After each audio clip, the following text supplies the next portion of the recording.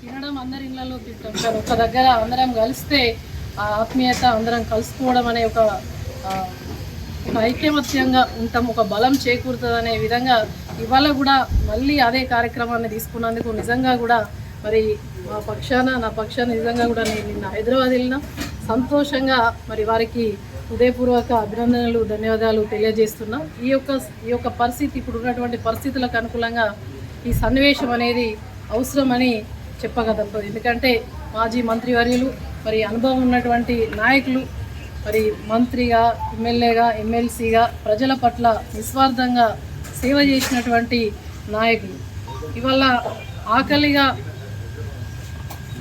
ఇవాళ ఉన్నటువంటి పరిస్థితుల్లో ఒక ప్రజాప్రతినిధి ఆకలితో ఉంటే ఆయన కడుపు నింపుకోవాలన్నటువంటి చూసే పరిస్థితులలో ఇవాళ ప్రజల పక్షాన ఉండి ప్రజల కడుపు నిండుతలేదే, ఆకలితో ఉన్నారు, వాళ్ళకు అన్నం పెట్టాలి అని ఒక ఆలోచన ధోరణితోటి వారి గురించి ఎంత చెప్పినా తక్కువనే. అలాంటి ధోరణితోటి ఈరోజు వారు ఆ పార్టీని మరి ఎంత నిబద్ధతగా పనిచేసినా కూడా అక్కడ ఉన్నటువంటి పరిస్థితులు అవన్నీ కూడా మేము మళ్ళీ వివరించాల్సిన అవసరం లేదు.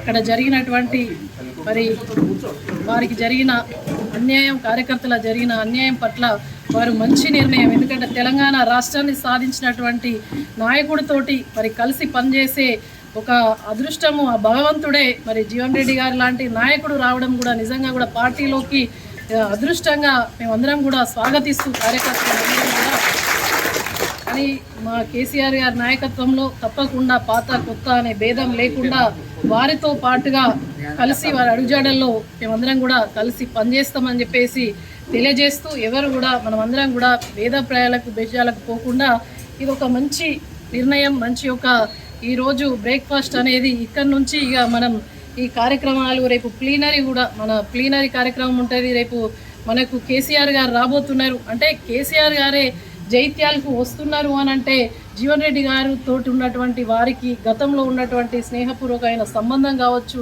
వారిద్దరి మధ్యలో ఎంత అనుబంధం ఉందో మాకు చెప్తూనే ఉంటారు ఎప్పుడు కూడా.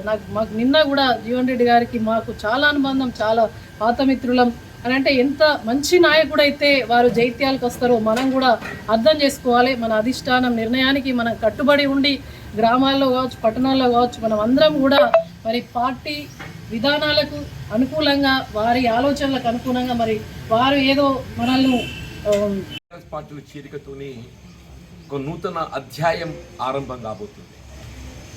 అంటే వాస్తవంగా బీఆర్ఎస్లో చేరిక నూతన అధ్యాయంగా భావించినప్పటికీ కేసీఆర్ గారితో నాకున్నటువంటి అనుబంధం ఇప్పుడే సోదరి వసంత గారు అన్నట్టు ఏదైతుందో ఆ ఈనాడుది కాదు, చాలా వరకు జగిత్యాల ప్రాంత ప్రజానికానికి అందరికీ కూడా తెలుసు.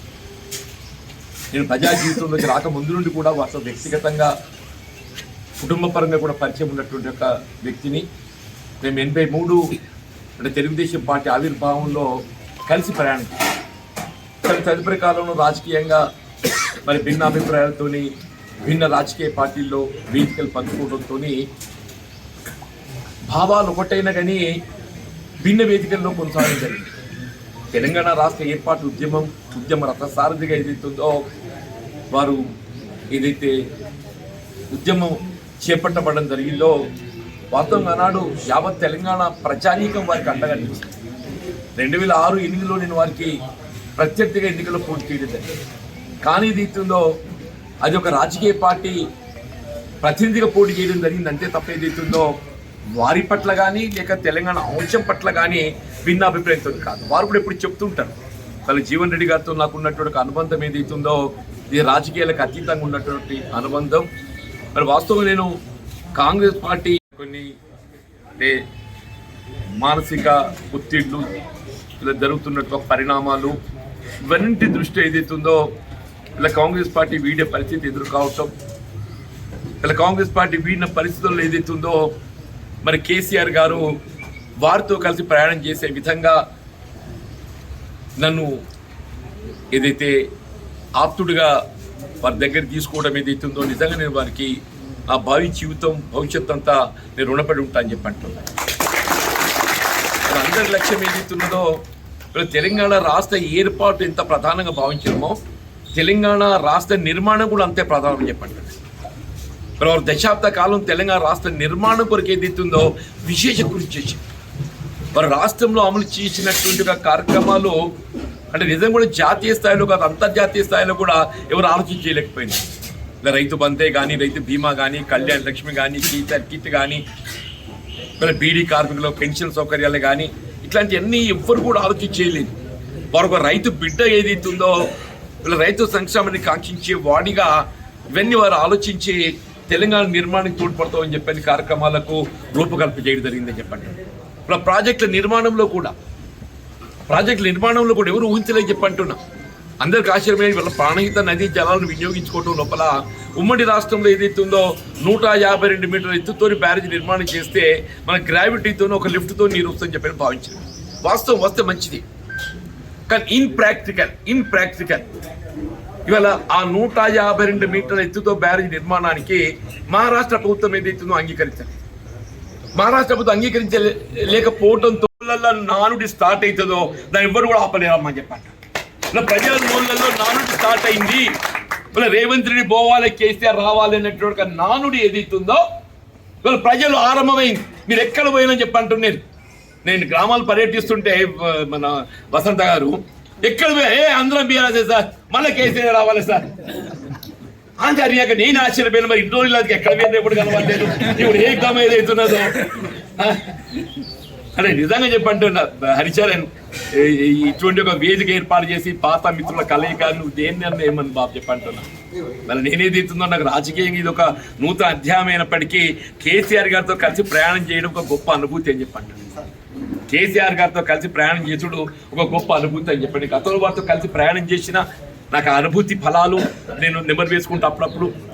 నిజంగా రాజకీయాలలో ఏదైతుందో ఇవాళ నీ నానే భేద భావన లేకుండా అసలు దాని అవసరం గుర్తింపు ఇక్కడ బోర్నపల్లి వంతెన దగ్గర ఏదైతే మా రవి కేరక బోర్నపల్లి వంతెన 70 కోట్లతో అవుతుంది. మరి మొట్టమొదటి సమావేశం నేను కరీంనగర్ సమావేశం కోరడంతో ఏదైతుందో ఫస్ట్ 70 కోట్లతో సాక్షి ఇచ్చిన. అదే కాదు ఇవ్వాలని చెప్తున్నాను నేను. అందరి వల్ల మొన్న ఎన్నికలు వచ్చేవరకల్లా నేను సీసీ రోడ్ వేసినా, నేను డ్రైన్ కట్టిన, ఇదిగా అచ్చా ఇంతవరకు ఏదైతుందో కాంగ్రెస్ ప్రభుత్వం వచ్చిన తర్వాత నువ్వు మంజూరు చేయబడ్డ నిధులతోని వేసింది ఒక్క రోడ్డు చెప్పాయి మా శివకేశ్వరం ఉండడానికి అన్నెరక. ఇది జరిగే పనులను ఎక్కడి పాత టీఆర్ఎస్ ప్రభుత్వంలో 50 కోట్ల రూపాయలు దాన్ని ఏమంటారు తెలంగాణ ఏదో ఫండ్ వచ్చింది కదా టిఎఫ్ఐడిసి అమ్మాయిది. గత ప్రభుత్వంలో వచ్చినట్టు ఒక 50 కోట్ల టిఎఫ్ఐడిసి పనులు ఏదైతుందో ఇవి ఇప్పుడు జరిగినాయి. కాంగ్రెస్ ప్రభుత్వం వచ్చిన తర్వాత మంజూరు చేయబడ్డ నిధులు అని చెప్పని ఏదైతే గొప్ప చెప్పే ప్రయత్నం చేసిందో అవి ఇంతరూ టెండర్ ప్రక్రియ లోపల ఇవి కూడా బయటకు రాలేదు. ఇవి కూడా బయటకు రాలేదని చెప్పంటున్నాను. నూకపల్లి హౌసింగ్ కూడా ఏది ఇస్తుందో ఆనాడు నేను ఆరంభింపజేసినటువంటి గృహాలు వినియోగంలోకి రావాలి. ఎవరు ఆరంభింపజేసినా ఎవరి ఆలోచన ఏది ఇస్తుందో దాని కార్యరూపం ఇవ్వాలి. ఆ కార్యరూపం ఇచ్చినప్పుడు ఏదితో ఫలాలు ఏది ఇస్తుందో నిరుపేద వర్గాలు చెందుతాయని చెప్పని ఆనాడు కేసీఆర్ గారు మరి కేటీఆర్ గారు శంకుస్థాపన చేసే కోసం మీరు కూడా ఉండడం అన్నాడు. 4000 గృహాలు సిద్దిపేట తర్వాత ఎక్కడ మంజూరు ఇచ్చిందంటే మన జగిత్యాలు ఇచ్చిందని చెప్పండి. మూలం ఏదైతుందో సరే ఆలోచన ఎవరిదైనా కానీ నిరుపేద వర్గాలు తోడ్పడాలని చెప్పి అంటుంది. వీళ్ళు జగిత్యాల పట్టణమే కానీ ఈ ప్రాంతమే కానీ వీళ్ళు కేవలం ఇది ఉత్తర తెలంగాణ ప్రాంతానికి పరిమితం కాదు, యావత్ తెలంగాణకు దిక్చూచి అని చెప్పంటున్నా. ఇది యావత్ తెలంగాణకు దిక్చూచి అని చెప్పంటున్నా. కాబట్టే వారు కేసీఆర్ గారు ఏదైతుందో జగిత్యాలలో బహిరంగ సభ ఏర్పాటు చేయాలని చెప్పి తలంచి వారు వీళ్ళ జగిత్యాలలో బహిరంగ సభ ఏర్పాటు చేయకపోతే తలంచడానికి కారణం ఏదైతున్నదో వాళ్ళ ఉత్తర తెలంగాణకు జగిత్యాల ఏదైతుందో నడిగడ్డ ఇది ఏదైతే దిక్కు భావిస్తామో ఉత్తర తెలంగాణ యావత్ తెలంగాణకి ఏదైతుందో ఇది మార్గదర్శనం కాబోతుందని చెప్పండి. రేపు 20 తారీఖు సమావేశం ఏదైతుందో యావత్ తెలంగాణ ప్రజానికే మనం గమనిస్తున్నారు అసలు ఏం కాబోతుందో జగిత్యాల. వాళ్ళు ఒకప్పుడు ఏదైతుందో 78లో జగిత్యాల జైత్ర యాత్ర అది జగిత్యాల జైత్ర యాత్ర చర్చలు ఉండమ్మా. ఇప్పుడు కేసీఆర్ గారి యొక్క చైత్ర యాత్ర ఏదైతుందో మళ్ళీ చర్చకు రాబోతుందని చెప్పాలి. జగిత్యాలలో కేసీఆర్ గారి చైత్ర యాత్ర ఏదైతుందో మళ్ళీ చర్చలకు రాబోతుందని చెప్పంటారు. ఏదైనా ఇందులో భాగస్వాములు కావటం మనందరి యొక్క అదృష్టంగా భావించాలని చెప్పంటున్నా. నేను కేసీఆర్ గారికి కలిసినప్పుడు మీరు కూడా ఉన్నామా సాక్షి. నేను వాళ్ళతో చెప్పాను నేను మీతో కలిసి ప్రయాణం చేసుడు ఏదైతుందో ఒక విధంగా నా కర్మ సిద్ధాంతాన్ని నమ్ముతాను, నేను దేవుడు చూపిన మార్గం అనుకుంటాను చెప్పి తప్పకుండా భవిష్యత్తు లోపల ఏదైతుందో తెలంగాణ రాష్ట్ర పునర్నిర్మాణం కొరకు భవిష్యత్తు కేసీఆర్ గారు ముఖ్యమంత్రి కావడమే దానికి ఏకైక మార్గం అని చెప్పండి. కేసీఆర్ గారు ముఖ్యమంత్రి కావడానికి కొరకు తిరిగి రాష్ట్రంలో బీఆర్ఎస్ ప్రభుత్వం ఏర్పడటానికి కొరకు అందరం కూడా కలిసి కట్టుగా ఏదైతుందో మరి కలిసి ప్రయాణం చేద్దాం. మరి బీఆర్ఎస్ పార్టీ బలోపేతం దానికోసం అందరూ కృషి చేద్దామని చెప్పి అంటున్నా. ఇందులో భాగంగా సోదరుడు హరిచరణ్ పాత మిత్రుడు ఇవాళ ఇక్కడ జిల్లా పరిషత్ వైస్ చైర్మన్గా ఇప్పుడు కృషి చేసిండు.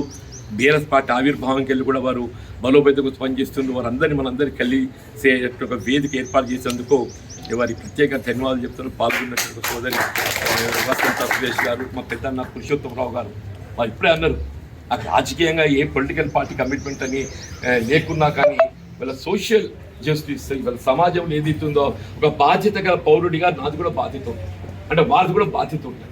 ఆ బాధ్యత నిర్వహణలో ఏదైతుందో నేను తప్పకుండా నాకు జీవన్ రెడ్డి గారి తోటి ఇస్తానని చెప్పి వారు ముందుకు వచ్చినందుకు వారికి హృదయపూర్వక ధన్యవాదాలు చెప్తామని చెప్పండి.